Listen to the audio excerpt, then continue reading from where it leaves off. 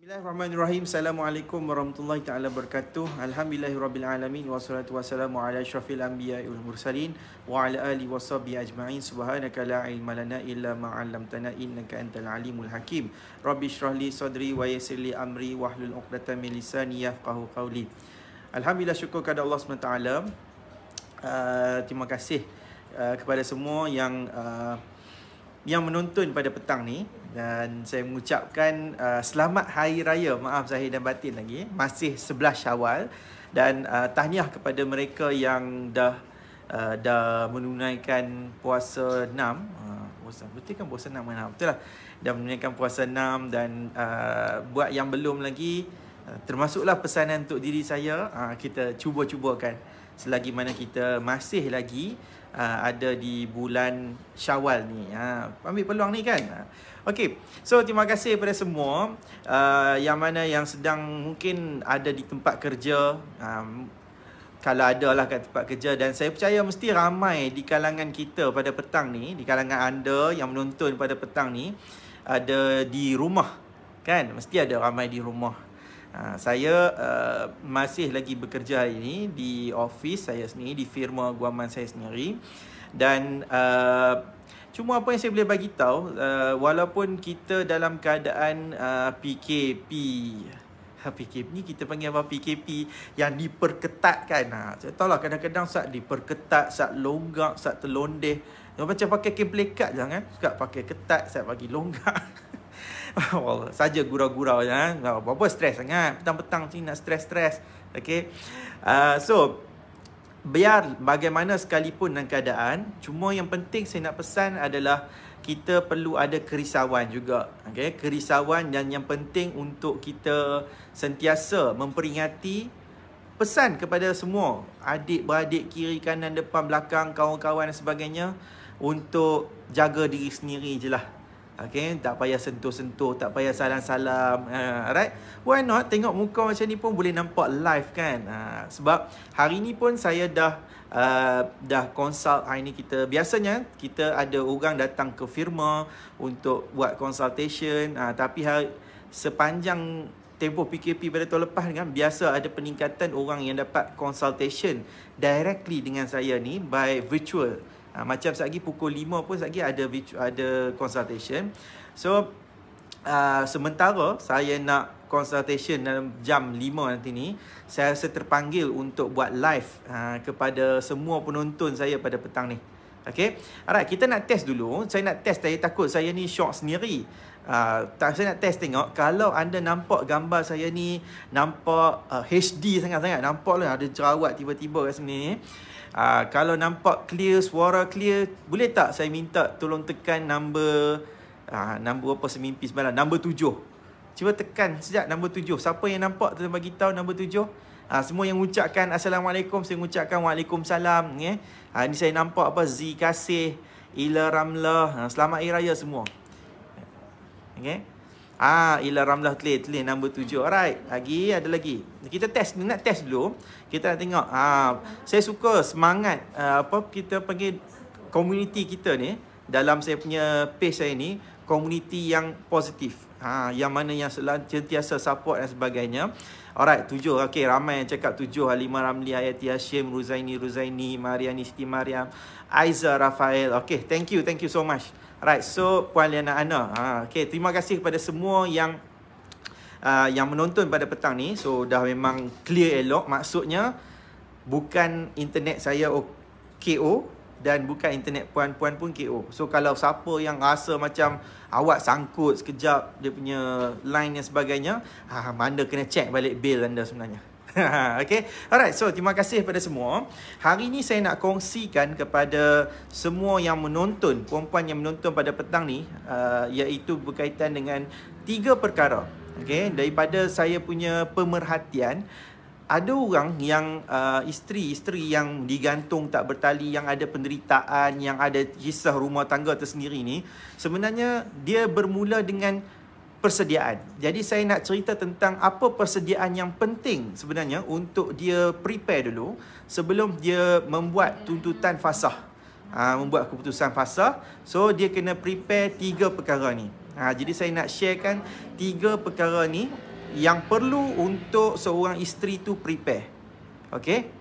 Alright. Tu apa dia pula tu? Sekejap Fuad, saya dengar macam ada pengumuman. Tiba-tiba je ada orang buat pengumuman Saya rasa macam ada orang buat pengumuman macam KKM tu perhatian tu. Janganlah dia sebut sekali ni. Kalau dia sebut kata PKP, terkejut saya sekali ni. Okay, alright.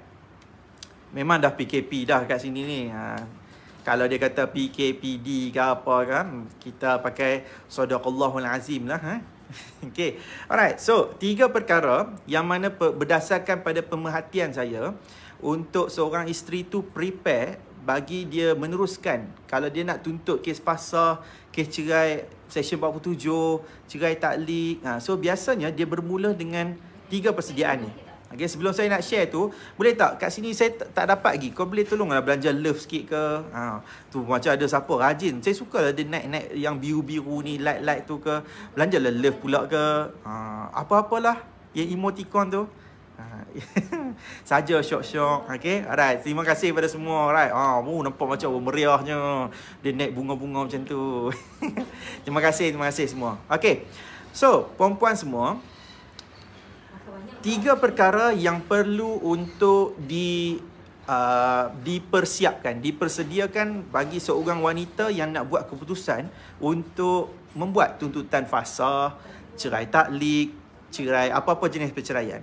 Okey, yang pertamanya persediaan dari sudut mental dulu. Okey, mental. Persediaan mental ni maksud saya adalah berkaitan dengan tindakan dia nak buat tuntutan tu, dia mesti kena kuat. Sebab bila tuntutan tu kita nak filekan di mahkamah syariah, kita kena faham satu perkara. Tuntutan di mahkamah syariah dia bukannya macam kita drive thru dekat McDonald. Drive thru kita nak order apa, terus beli, balik dapat apa yang kita nak. Dia tak semudah begitu. Okay? Sebabnya bila kita sebut tuntutan di mahkamah syariah ni, ada keadaan yang mana dia mungkin akan mencapai satu fasa yang take time, sangat lama. Okay? Ada orang macam dalam pengalaman saya sendiri, berdasarkan pengalaman kita bawa kes di mahkamah, ada orang yang tuntutan itu mungkin nampak macam straightforward. Dia ada kekuatan kes, dia ada dakwaan yang cukup kuat. Dia ada bukti yang sedap dan sebagainya. Okey, kita kata memang komplit. Tapi nak dijadikan cerita, kadang-kadang dia menjadi satu isu tangguh. Kemudian ada disebabkan pihak suami tak mau lepas, nak lawan. Bila nak lawan tu pula, okey, masuk peringkat. Kemudian ada masuk bantahan awal. Kadang-kadang ada orang ni dia peringkat dekat mahkamah tu, ya Allah, ujian dia tu sangat-sangat berat. Yang mana lagi dia terpaksa berhadapan dengan kes di mahkamah sehingga makan masa kadang-kadang 2 tahun, ada yang sampai 3 tahun. Yang ni kita tak boleh nak nafikan, sebab kadang-kadang ujian yang ditimpa oleh seseorang yang nak menuntut ni memang ada yang sukar, ada yang mudah. Ada orang yang dia tu tak ada pun tunggakan, tak ada pun tangguhan. Okay, dia tak ada tangguh-tangguh. Kadang dia jalan dia tu straightforward, elok aja. Kalau mahkamah tetapkan tarikh tu, mesti ada tarikh tu jalan elok. Lagi tanpa sebarang permasalahan, dan kemudian berjalan dengan baik. Akhirnya tak sampai setahun pun, kadang-kadang berapa bulan sahaja selesai. Ada orang begitu. Tambah-tambah kan, saya boleh katakan sepanjang tempoh yang lalu kan, daripada PKP yang pertama tu sehingga ke hari ni PKP yang keberapa dah ni? Yang berapa? 3 lah kan? Tak tahulah. PKP longgak ketat, wallahualam mana betul ni. So PKP kita ni sepanjang tempoh daripada tahun lepas sampai ke hari ni, saya percaya ada di kalangan anda yang menonton ni, yang mungkin ada kes di mahkamah syariah, yang tangguh ni tu lama. Bila tetap sampai dekat tarikh dia, nak jadi cerita pula, ada pegawai mahkamah kena COVID, tutup pula mahkamah. Tengok, kalau tak percaya cuba tengok. Dia ada yang emoticon itu, hak menangis, hak marah tu, yang tu mesti. Tu contoh, tak ada gurau-gurau je. Dia mesti ada kaitan juga sebagainya. Tapi saya tak boleh nak kata apa, sebab kadang-kadang ujian yang masa PKP ni itu antaranya yang berlaku. Okay, saya faham ada di kalangan kita ni yang stres, saya tak nafikan. Ada di kalangan kita ni yang dalam keadaan yang sedih pun saya tak nafikan. Ada yang marah lagi banyak. So memang satu perkara yang kita tak boleh nak jangkakan. Cuma apa yang penting adalah mental kita. Kita kena ingat kadang-kala ujian ni datang kepada kita ni bukan disebabkan apa-apa jua lah. Tapi disebabkan mungkin Allah nak test keimanan kita lah. Ni sebagai seorang Islam mungkin kita kena berpegang begitu. Sebab kadang-kadang saya selalu berpegang kepada prinsip ni lah. Kadang-kadang Allah nak datangkan hujan yang lebat. Mungkin selepas itu Allah nak tunjukkan pelangi yang cantik kepada kita. Hikmahnya begitu. So, apa yang penting? Persediaan mental.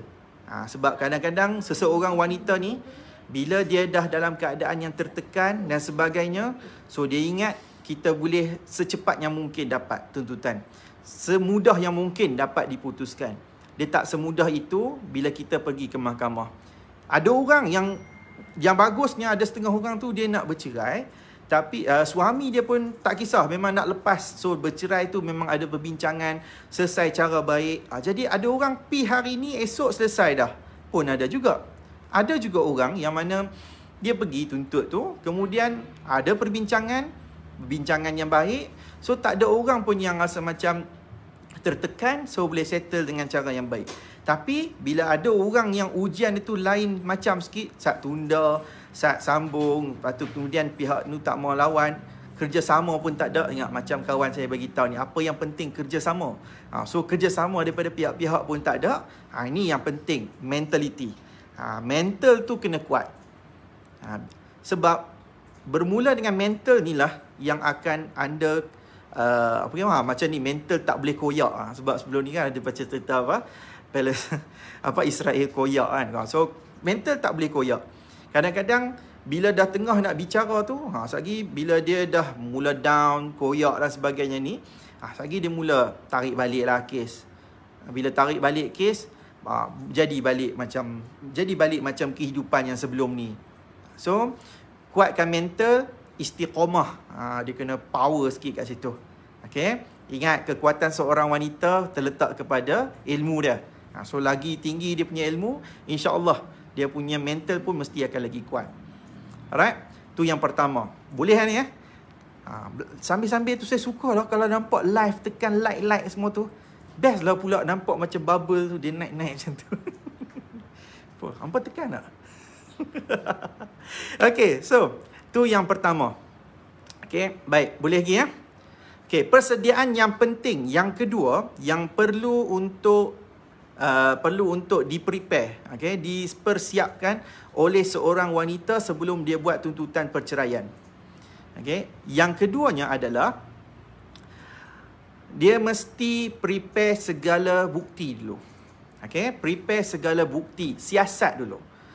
Sebab kadang-kadang orang ni, dia mungkin ada dakwaan. Okay, dia tahu kata suami dia tak bagi nafkah ke, ataupun suami dia curang ke sebagainya. Jadi dia ada dakwaan tu, tapi dia tak ada bukti. So kalau kita nak buat keputusan, jangan terburu-buru. Prepare dulu. Kumpul mana bukti yang boleh kita kumpul. Okay, yang mana kita boleh persiapkan dulu. Sebab once anda dah filekan ke mahkamah syariah tuntutan perceraian, biasanya anda tak mungkin duduk sekali dah time tu. Okay, mungkin anda dah duduk kat tempat lain dan sebagainya, duduk bersama kembali dengan keluarga. Jadi ada dokumen-dokumen yang kadang-kadang kita dah tertinggal kat rumah, ataupun mungkin bukti yang tak ada, kemudian kita dah tak kena patah balik dah nak cari yang sebagainya. So kita kena prepare betul-betul dulu. Okay, sebab bila kita nak buat tuntutan di mahkamah syariah, dia bukan sekadar air mata darah dan juga dakwaan semata-mata. Dia tak ada begitu. Yang ada adalah perkara yang zahir dan nyata. Bila kita nak dakwa, nak tuntut fasah sebab kata kena pukul contoh dia. So kita kena ada bukti tentang pukul. Bukti tentang pukul, so kita kena ada laporan polis dulu, kita kena ada laporan perubatan dulu, prepare. setiap perkara tu mesti prepare. Okay? Ataupun ada keadaan yang macam dia tekanan, okay? Tekanan perasaan, sakit hati, dah tak ada kesepahaman dengan suami. So benda ni memang benda yang dalam bentuk perasaan. Kalau kita nak luahkan pun dia diluahkan dalam bentuk kata-kata. Tapi kita kena ingat, kata-kata tu bukan bukti kepada hakim. Bukti tu dia mesti datang dalam bentuk yang jelas dan nyata, yang boleh dibuktikan. So cara dia adalah mesti kena ada laporan psikiatri, kena ada laporan kaunseling. Benda tu semua preparation yang penting, penyediaan bukti. Sebab kita kena ingat, kita pergi ke mahkamah syariah untuk kita minta hakim bubarkan perkahwinan kita. Jadi bila kita nak minta hakim tu bubarkan perkahwinan, sebab suami tak mau cerai ni, cerita ni suami tak mau cerai. Jadi kita nak minta hakim ni bubar, batalkan perkahwinan kita. So kita kenalah buktikan kepada hakim. Kenapa? Sebab hakim ni manusia. Hakim ni manusia. Jadi manusia ni mesti nak kena tengok based on bukti. Bukti ni macam-macam. Okay, bukti ni macam-macam. That's why dia mesti ada preparation sebelum anda membuat tuntutan di mahkamah syariah. Okay, prepare dulu. Barulah anda filekan kes. Ini kalau tiba-tiba anda terus kata nak pergi filekan. Kadang-kadang ada setengah orang, minta maaf cakap, kadang-kadang ada setengah orang ni, dia dah tak tahan, dia keluar melulu terus, dia pergi jumpa, dia tak jumpa peguam apa pun, dia terus filekan kes. Dia pergi buat saman nyata tuntutan, dia filekan kes, dia cerita, tapi bila dia pergi ke mahkamah, dia buat sendiri, tak ada apa-apa bukti. Yang ni adalah satu perkara yang boleh mendatangkan masalah. Sebab nanti bila hakim tolak kes anda, so anda biar begitu saja, digantung tak bertali macam tu sahaja balik. Okay, so preparation is a must. Okay, alright. Sebab tu, okay, saya promote sikit lah. Nampak? Hari ni adalah satu kejayaan besar saya. Okay, Alhamdulillah. Saya dah dapat buku yang saya terbit sendiri ni, dan insya-Allah saya rasa saya nak jual dulu kepada saya punya follower dulu sebelum saya nak pergi kepada mungkin kedai buku dan sebagainya. Tapi saya tak plan lagi. Saya plan untuk nak distribute dulu kepada kepada anda semua. Sebab preparation begini adalah satu perkara yang penting. Sebab buku adalah salah satu metod untuk saya bagi penerangan. Sebab mudahlah kan untuk anda faham. So buku ni adalah 16 bukti fasah, sama macam e-book, tapi apa yang menariknya, saya lebih detail sikit kat sini. Dan yang best, sebab biasalah kan, kadang-kadang orang Malaysia ni dia masih lagi sukakan buku. Dia masih sukakan lagi bau-bau buku ni kan. So menarik sikit kat situ. Jadi that's why kedai buku ni masih relevant. Macam cuba bayangkan anda baca novel dalam bentuk PDF. Saya rasa ramai orang tak baca lagi novel dalam bentuk PDF, kan? That's why saya percaya insya-Allah buku yang ni fizikal ni kita dah ada, dan siapa yang minat nanti ni tolong dapatkan. Alright, untuk dia dalam simpanan dia. Okey. Boleh Saya terima kasih. Alright, dan yang ketiga, yang terakhir, boleh lagi okey. Lagi saya buka soalan. Yang ketiga, apa preparation yang penting untuk seseorang isteri yang nak filekan perceraian ataupun nak tuntut fasah dan sebagainya. Yang ketiga, dapatkan nasihat. Dapatkan pandangan daripada orang yang betul-betul praktis di mahkamah. Okey? Anda kena ingat satu perkara. Anda pergi ke anda yang mengharungi segala permasalahan dalam rumah tangga. Anda yang mengharungi segala ujian dalam rumah tangga. Okay? Orang lain tak tahu, tapi anda seorang saja mungkin tahu. So bila anda tahu perkara tersebut, anda perlu ada strategi, anda perlu ada nasihat, anda perlu ada konsultasi, supaya ada orang boleh memimpin anda bila anda di mahkamah syariah. So ramai orang dia tak dapat pandangan, dia tak dapat nasihat yang betul. Dia tak tahu macam mana untuk dia nak buat tuntutan, macam mana dia nak tahu tentang hak dia. Jadi pandangan tersebut dia mesti dapat secara tepat daripada orang yang praktis di mahkamah syariah yang berdekatan dengan tempat yang dia tinggal, sebaiknya lah. Okey, sebabnya anda nak pergi ke mahkamah, anda perlu buktikan kepada hakim. Jadi kita nak tahu macam mana proses, macam mana kita punya possibility, penting possibility, proses dan sebagainya. Sebab saya boleh cerita pada perempuan, kadang-kadang ada orang dia tergopoh-gapah, dia tak dapatkan nasihat, dia filekan sendiri, dia rasa macam dia boleh buat sendiri dan sebagainya. Akhirnya hakim tolak tuntutan tersebut sebab ada perkara yang tidak dipenuhi. Kita kena ingat hakim tujuan dia adalah untuk menghakimi. Dia nak kena dengar sahaja. Okey, sepatutnya dia kena dengar setiap tuntutan seseorang dan kemudian dia perlu putuskan berdasarkan bukti yang ada dan hujah yang ada. Jadi siapa yang nak prepare untuk anda? Segala bukti dan segala penghujahan, semua tu mesti datang daripada orang yang boleh menasihati, yang boleh membantu anda tersebut. Okay. So, preparation ini adalah merupakan satu perkara yang penting. Dapatkan nasihat daripada orang yang boleh praktis. Okay. Sebab ada orang, dia nasihat tapi dia tak praktis pun. Contoh dia mungkin dia ni student undang-undang. Okay, student undang-undang. Tapi dia tak praktis. Dia mungkin boleh cerita dari sudut sectionnya, dari sudut case-nya dan sebagainya. Tapi dari sudut practicality, bagaimana hakim tersebut nak tahu, bagaimana hakim ni punya bentuk pandangan dan sebagainya, perkara itu penting. Jadi ramai orang yang mungkin dia kurang mengambil berat tentang isu ni. Tapi kalau macam kita lah, kalau kita nak dapat yang terbaik untuk kita pun, mesti kita nak kena ada mentor, mesti nak kena ada orang tolong nasihatkan kita. Kan? Sebab macam tu jugalah perkara yang perlu untuk kita prepare. Bila kita nak pergi ke tempat yang kita tak tahu, so better kena ada orang yang boleh menasihati, yang boleh pimpin kita. Macam kita umpama je nak panjat Gunung Jerai. Kalau saya nak pergi panjat seorang-seorang Gunung Jerai tu, pakat hari ni jumpa Jebon lah atas tu. Saya mungkin sesat lah. Okay? Tapi kalau saya nak sampai ke Gunung Jerai, saya nak panjat seorang-seorang, saya memang tak berani. Walaupun mungkin saya ada kudrat.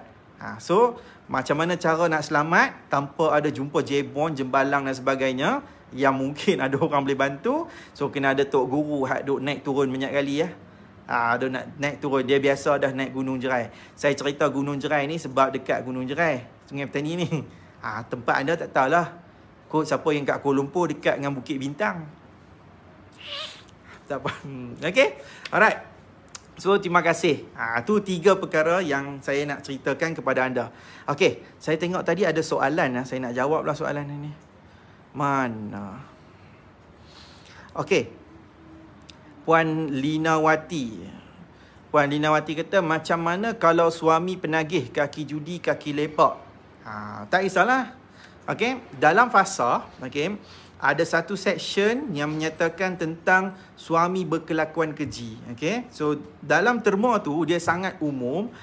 Secara mudahnya, dia boleh dikaitkan. Okay? Penagih dadah, kaki judi, kaki lepak. So, ada dakwaan. Okay? Puan Lina, dia ada dakwaan. Cuma kita kena prepare. So, kalau kita tahu perkara ni adalah berkaitan dengan jenayah. Penagih dadah kan jenayah. Kaki judi pun jenayah. Kaki lepak dia tak ada dalam jenayah. Dia dikira macam tak ada tanggungjawab lah. Okay? Jadi macam penagih kaki judi ni, dia jenayah. Jenayah dia hanya boleh dibuktikan dengan apa? Dia tak ada, bukan dengan kita punya saksi. Kalau jenayah, dia mesti dibuktikan dengan perintah mahkamah. Contoh dia suami ni penagih dadah. So macam mana kita nak buktikan kata dia penagih? Dia mesti telah ditangkap, ditahan di bawah AADK dan sebagainya. Kalau macam judi, judi ni untuk orang Islam. So jenayah yang dalam Islam ni, dia pernah kena ditangkap, didakwa dan dihukum. Tak kisahlah hukuman tu mungkin tak penjara pun, tapi mungkin dia kena denda dan sebagainya. So yang tu bukti bahawa dia telah melakukan jenayah. Jenayah hanya boleh dibuktikan bila dia telah dibuktikan. Dia bukan macam, okey, tak mengaku bersalah tapi kita dah menghukum dia dah. Okey. So jenayah dia mesti dibuktikan dan mesti telah dihukum oleh mahkamah. So kalau kita nak buktikan, kita nak dakwa kata suami penagih dada, suami kaki judi ni, dia mesti telah ada tangkapan jenayah, dia mesti ada dakwaan dan dia telah dihukum di bawah mahkamah syariah ataupun mahkamah sivil atas kesalahan jenayah dia. Okey, dia berat sikit lah kat situ. Alright. Puan Bunga Telur dia kata rindu nak dengar ilmu dari tuan. Haha. Tengok, saya dah muncul dah ni. Moga-moga terubatlah rindu tersebut. Okey, Suzy Goh. Macam mana untuk suami dipenjara dan harta suami semua diambil alih anak-anak bekas isteri lama? Okey. Si isteri tiada nafkah dan harta yang diambil anak-anak adalah harta sepencarian. Macam mana untuk suami penjara dan harta suami semua diambil alih anak-anak? Si isteri tiada nafkah. Okey. Kalau isteri tu tak ada nafkah, bab nafkah ni kita kena tahu yang pertama tentang siapa yang patut bagi nafkah. Kalau kata suami ni tak ada, suami ni mungkin hilang, tak bercerai lagi, so dia mampu dia masih ada, cuma mungkin dah macam duduk dalam penjara. So kita kena tahu tanggungjawab untuk memberi nafkah ni kepada siapa. Dia akan berpindah. So kalau dia masih ada bapa dia kena bagi nafkah. Kalau tak ada, dia punya adik-beradik dia. Okey, adik-beradik lelaki. Kalau macam contoh suami ni dia ada adik lelaki ke, abang dia ke, so abang dia kena bagi nafkah. Ataupun dia mungkin pakcik dia. Pakcik kepada suami ni kena datang bagi nafkah. So kalau tak ada, diorang ni lah yang patut kita buat tuntutan. Biasanya ada keadaan yang dululah saya pernah tengok, saya tak pernah buat benda ni, iaitu isteri tuntut nafkah diri dia tu kepada bapa mertua, sebab suami ni duduk dalam penjara. So bapa mertua ni dipertanggungjawabkan untuk bayar nafkah tapi dia tak tunaikan. So dia tuntut nafkah diri terhadap bapa mertua dia. Okey. So kalau anak-anak ni dah habis dah semua harta, kalau anda nak claim yang tu sebagai harta sepencarian anda, Puan Suzy, harta sepencarian ni nak tuntut dia mesti dalam 3 keadaan. Ada 3 keadaan yang membolehkan seorang isteri ni menuntut harta sepencarian. Yang pertamanya, isteri ni mesti dah bercerai. Okey, mesti bercerai baru boleh tuntut harta pencarian. Yang keduanya, isteri ni dia dah kematian suami. Okey, kalau kematian suami pun boleh tuntut harta pencarian. Yang ketiganya, kalau suami ni disahkan poligami. Okey, kalau poligami, ya, boleh buat tuntutan harta pencarian. Tapi kalau tak ada 3 ni, so anda tak boleh nak buat tuntutan harta pencarian tersebut. Okey. So kalau kata harta pencarian yang mungkin anak-anak tu dah ambil alih dengan isteri lama, mungkin yang tu isu harta pencarian suami dengan bekas isteri lama. Tapi kalau kita nak claim yang tu harta pencarian kita dengan suami tu, dia mesti berlaku yang tu. Yang macam saya kata tadi, sama ada berlaku perceraian, berlaku kematian ataupun berlaku poligami. Tapi ada setengah mahkamah kadang-kadang dia tak perlu tunggu perceraian. Kalau kita dah filekan perceraian, so dalam proses ongoing tu pun kita boleh filekan harta pencarian. Okay. Alright.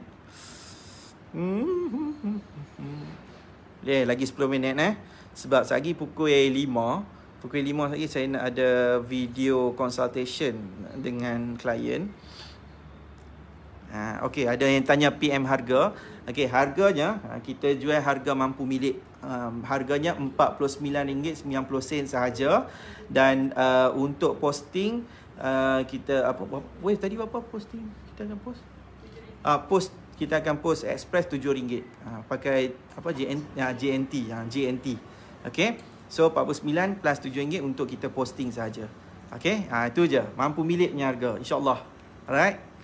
Puan Mariani Siti Mariam. Nanti kita akan letakkan ni dekat page dan kita boleh tengok dekat link, ataupun mungkin siapa yang di kalangan kita ni, ada di kalangan anda ni yang join dekat dalam Telegram, so kita akan post juga dalam Telegram dekat semua tempat, dan insya-Allah kita akan buat pembelian ni proses untuk distribute ni, untuk bagi ni secara online. Okay, online banking. Kita akan guna kita punya sistem kita. Okay. Alright, Puan Rosnani Nani. Macam mana kalau suami suruh tuntut cerai pergi mahkamah, macam mana tu? Betul lah tu. Sebab kalau puan nak tuntut cerai Puan Nani, dia tak boleh puan minta bergaduh saja sikit. Lepaskan aku sekarang ni juga. Mana boleh macam tu. Sebab yang tu boleh dianggap sebagai perceraian di luar mahkamah. Kalau bercerai di luar mahkamah ni perempuan, dia akan lebih mendatangkan kesukaran tau. Sebab kita akan terletak beban pembuktian kepada kita untuk kita buktikan tentang perceraian ni. Kalau kita tak buat, macam contoh, kita dengar lafaz tersebut, tapi kalau kita buat pengesahan tu, suami tak mau mai. So kalau suami tak mau buat pengesahan, ni problem lah. Jadi macam mana kita nak buktikan kepada mahkamah tersebut? So prosedur yang betul adalah untuk perceraian, dia mesti perceraian tu difailkan di Mahkamah Rendah Syariah, tempat yang berdekatan ataupun tempat yang kita mustatin. Okey, macam contoh duk kat Sungai Petani, so Mahkamah Rendah Syariah dia Kuala Muda. Duk kat Kota Stark, sekitar Kota Pokok Senang dan sebagainya ni. So yang ni semua masuk Mahkamah Rendah Syariah Kota Stark. Mahkamah kat BM, Bukit Bertajam, Mahkamah Rendah Syariah Seberang Perai Tengah. Okey. So tuntutan perceraian mesti berlaku di hadapan hakim. Mesti dengan kebenaran hakim. Jadi tak kisahlah isteri nak failkan ke, suami yang nak failkan ke, siapa-siapa pun boleh. Yang penting suami ataupun isteri. Bukan bapa mertua yang pergi failkan perceraian untuk anak menantu. Tak boleh. Okay? So mesti suami ataupun isteri failkan perceraian.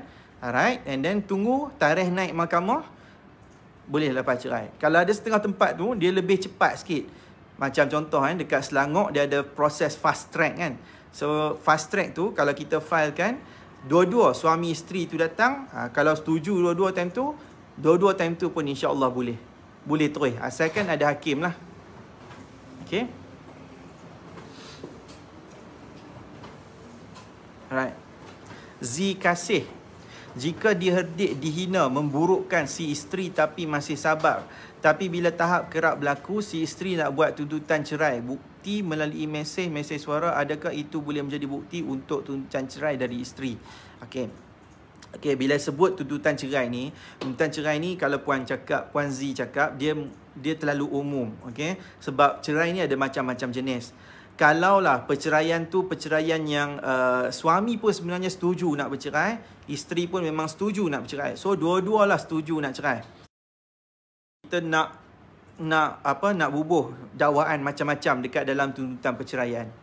Okey, macam bergaduh selalu bertumbuk ke, cerita pasal maki-maki, mencarut dan sebagainya. Semua tu tak perlu. Kalau kata kita nak dua-dua setuju nak bercerai, cukup dengan alasan tidak ada sepahaman. Cukup yang tu sahaja. Jadi kita tak perlu nak panjang. Sebab ada setengah orang ni, dia nak masukkan segala mak nenek dia punya alasan untuk bercerai. Kadang-kadang mahkamah tak tengok pun. Yang penting tu nak tahu, setuju ke? Setuju. Suci ke tidak ni? Suci. Bersetubuh ke tidak dalam tempoh jadi kita tak perlu nak panjang-panjang cerita kalau suami dengan isteri ni setuju nak cerai. So tolong pergi ambil ayak. Cakap kat mendaga dalam bilik saya. Bilik saya ada tu. Sorry. Dia bila bercakap banyak ni, dia nak batuk, dia mata ada merah ni. Okay, so kejap perempuan, saya nak minum ayak sikit. Terima kasih. Minum dulu. Aduh.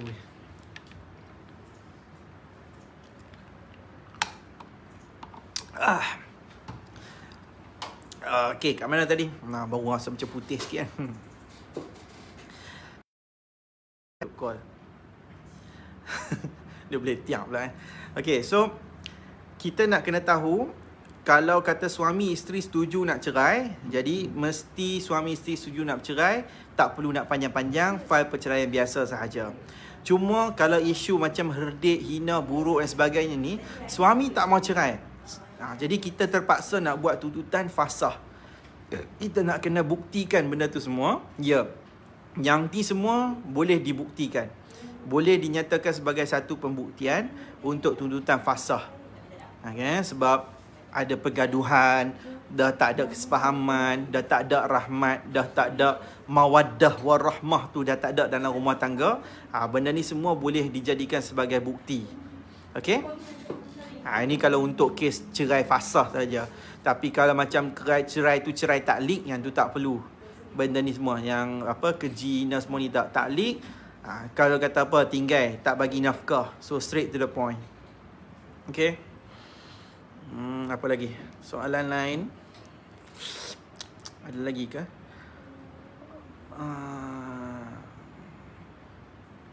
Okay. Anissa Kirara, tuan, suami saya ni kaki game. Kalau orang luar layan lembut, isteri layan macam nak tak nak je. Macam mana nak buat ya?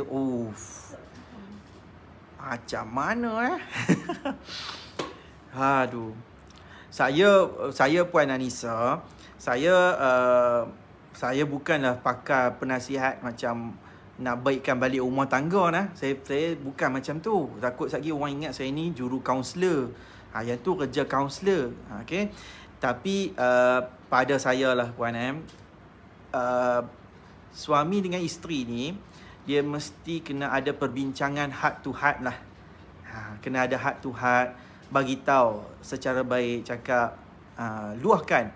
Mungkin kalau kita sebelum ni tak pernah ada luahan rasa, so why not ambil sesi sedikit masa tengah malam ke sebelum tidur dan sebagainya, duduk tepi suami ke sebagainya, cakap, saya nak luahkan sesuatu. Mungkinlah kan, kalau kita ada usaha macam tu, kita boleh nak cuba buat, kita cuba buat.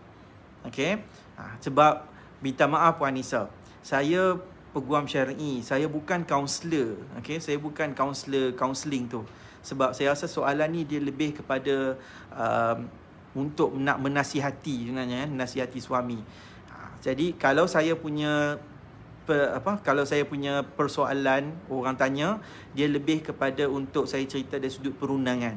Okay, kalau katalah dari sudut perundangan, untuk isu berkaitan dengan fasah, kaki game tak ada dalam terma fasah. Okay, so Puan kena tengok, kalau macam isu yang ni, dia lebih kepada layanan ataupun dia lebih kepada bentuk hati yang dah tak ada sepahaman. Tu dia menyebabkan kita tekanan perasaan dan sebagainya.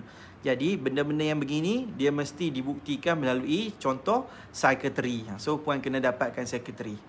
Ini kalau cerita nak tuntut fasah lah. Tapi kalau cerita ni tak mau tuntut fasah, nak nasihat rumah tangga, saya boleh bagi takat tu saja. Sebab saya bukan pakar benda tu. Okay, alright. Puan Hasima Bamadaj, tuan, adakah baik semasa perbicaraan cerai dimasukkan sekali tuntutan nafkah anak-anak dan harta pencarian, atau tuntutan tu lebih baik dibuat berasingan? Jawapan saya, tuntutan tu tak boleh semua buat dalam satu tu. Dia mesti berasingan juga Puan Hasima. Kalau Puan tuntut cerai, Puan boleh tuntut tuntutan yang lain dalam masa yang sama, dia file lain. Okay, tuntutan nafkah anak. Okay, sebab tuntutan cerai, dia punya kod kes dia dekat Mahkamah Syariah, kita panggil 047. Ni 047. Kalau tuntutan nafkah anak, kod kes dia 024. Dia lain, dia tak boleh masukkan serentak.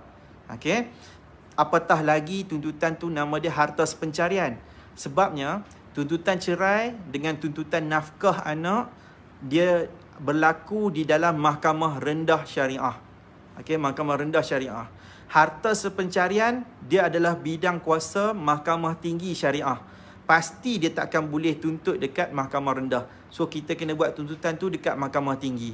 Kalau kata kita duduk dekat Penang, contoh Penang duduk dekat Bukit Tajam, Matampau, contoh dia. So, kita tuntut cerai dengan tuntut nafkah anak tu dekat Mahkamah Syariah Seberang Perai Tengah. Okay.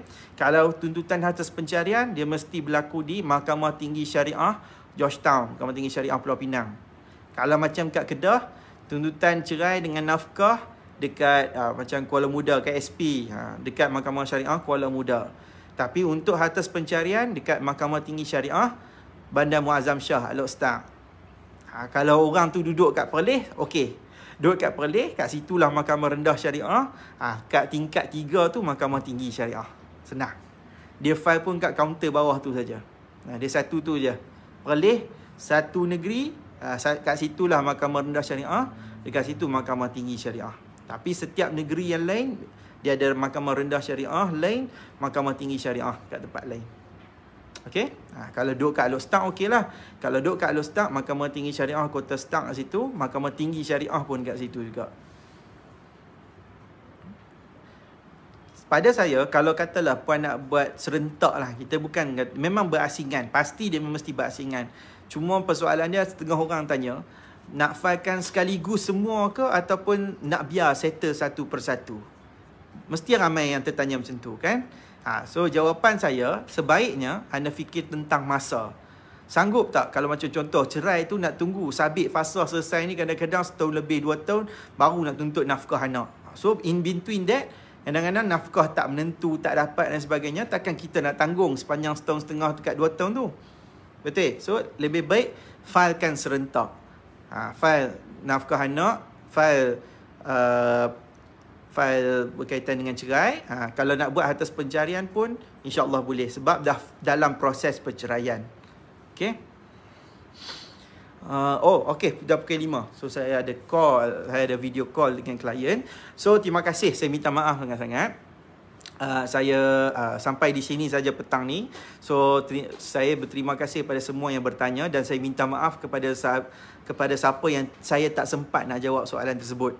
Okey, alright, insya-Allah esok kita free. Esok insya-Allah. Esok kita akan live lagi. Ada bila PKP ni banyak kes mahkamah tunda tutup. Jadi insya-Allah kita ada peluang untuk kita buat live. Okay. Alright, itu sahaja daripada saya. So jangan lupa untuk dapatkan buku ni. Okay, nanti kita akan bagi link dekat dalam page ni. So anda boleh dapatkan dengan klik saja link tersebut dan dapatkan sekarang. Okay, untuk baca, untuk simpan. Alright, ni salah satu daripada, sebenarnya ni buku kedua tau. Dulu saya ada buat buku yang first. Tunjuk dulu saya pernah ada buat buku yang first. Tapi buku yang first ni, nama buku tu pun #Peguam Syar'i Volume 1. Saya target sebenarnya nak ada Volume 2. Tapi dia lebih kepada untuk peguam sebenarnya. Untuk peguam barulah, peguam yang mula nak praktis. So dia nak tahu soalan apa dia nak kena tanya dalam mahkamah syariah tu. So saya buatlah buku ni. Tapi yang ni untuk orang awam lah biasanya. Sebab kalau kata untuk peguam ni tak sesuai kot. Sebab dia bukannya untuk rujukan, bukan untuk rujukan akademikal sangat. Okay, so dia lebih pada untuk pemahaman orang awam. Okay, alright. So dapatkan untuk saya bantu anda tentang apa preparation bukti yang penting dalam kes tuntutan fasah ni. Alright, itu saja. Terima kasih kepada semua yang menonton pada petang ni. Saya doakan anda semua sihat sejahtera dan stay safe at home. Dan hati-hati bila anda keluar dalam urusan-urusan yang tertentu. Saya doakan anda dan keluarga anda semua sihat sejahtera, terlindung daripada wabak. Amin ya rabbal alamin. Kita bimbang hari ini 6,900 lebih. So kita di fasa yang amat kritikal dan kita doakan negara kita selamat daripada segala-galanya. Okay. Alright, itu saja. Wabillahi taufiq wal hidayah. Wassalamualaikum warahmatullahi taala wabarakatuh. Jumpa lagi. Bye bye.